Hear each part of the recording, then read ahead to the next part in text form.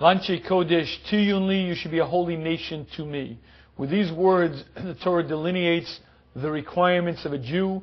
One of them is Basa Besad the Trefel Sochlu. If you have an animal that was torn asunder, a sheep that was killed in a field, don't eat it, it's a trefa. Lakelav Tashlichunoso, throw it to the dogs. Rashi is bothered by why throw it to the dogs. If we're not allowed to eat a trefa, go do with it whatever you want. Go use it for a hide, go use it for anything you're interested. Why do you have to specifically throw it to the dogs? Says Rashi, this is to teach us a principle that Hashem does not hold back reward from any of His biryas, from any creation. The dogs are receiving their rewards. When the Jewish people left Mitzrayim, no single dog barked. Because no dog barked, there was an added element of Kiddush Hashem. The entire Jewish nation left, and there was silence because the dogs were participants in the Kiddush Hashem. And therefore, the rewards are given to them for eternity. They are to be the ones to receive the treifa. Any animal torn asunder is given to the dogs as their reward. This Rashi is quite difficult to understand when we focus on the fact that a dog is an animal. An animal does not have free will. An animal is not capable of deciding yes to bark, not to bark. As a matter of fact, what's even more imperative is the fact that Hashem promised Moshe that when the Jewish nation leaves, no single dog will bark.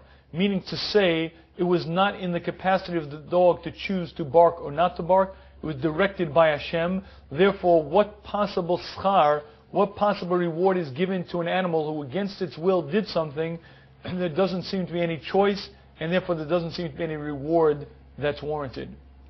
And I believe the answer to this question is predicated on understanding our role in creation and Hashem's role. And let me sort of bring this out with an interesting observation. We accept one of the basic tenets of our religion is the fact that Hashem controls everything. Hashem created, orchestrates, and is involved in every activity on the planet.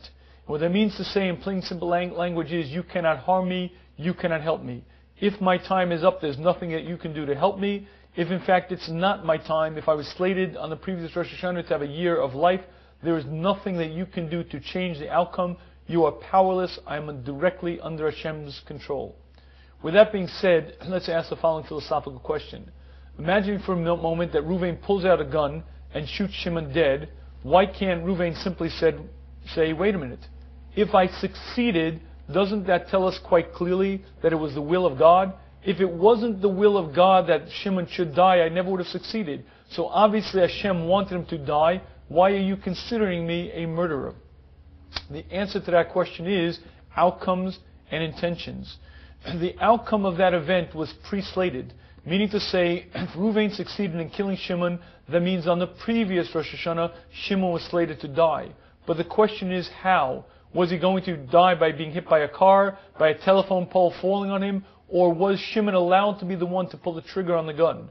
If Shimon actually decided to do it, even though that event would have happened anyway, Shimon would have died in a violent manner, the reality is Shimon was given the opportunity to pull that trigger, and therefore the outcome is attributed to him.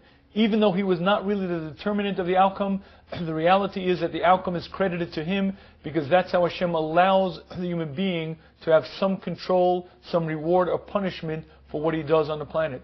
At the end of the day, all outcomes are directed by Hashem, but if I choose to be the one to bring it about, that outcome is credited to me, and that in fact seems to be the answer to the dogs over here.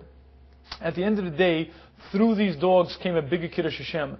Granted, they were not intentional. Granted, they did not think about it.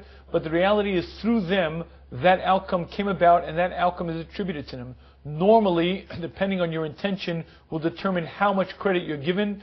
If you fully intend it, you're given full credit. But at the end of the day, if an outcome came about through you, you have a connection to it, and there's an element of reward that's waiting for you. Here, the chiddush is that even though the dogs are almost against their will, but at the end of the day, something came out from them, and because of that, they're credited, it's rewarded to them, it goes on their scorecard. And this is a tremendous insight into understanding the effects of a human on the good and on the bad. If I create something in this world and it affects other people, even if it affects other people that I never realized it would affect, even if I never intended it, if I bring good into the world and people learn from that, if I'm scrupulously honest in business and people adopt my way, even though I didn't intend for them to learn from me, even though I wasn't aware that they were witnessing it, if they change because of me, it's credited to me because the outcome comes back to me. And on the flip side, if I end up being the type of person who creates a Chilul Hashem. And people learn from me the opposite, to be dishonest or to be act in a cruel manner. Every event that comes about on some level is attributed to me because that outcome came about for me. This reality that while our intentions are usually the area of focus, the outcomes are key and critical, is a tremendous understanding in terms of the responsibility of the human and what a human being is capable of, and at the end of the day, to what extent he's held accountable.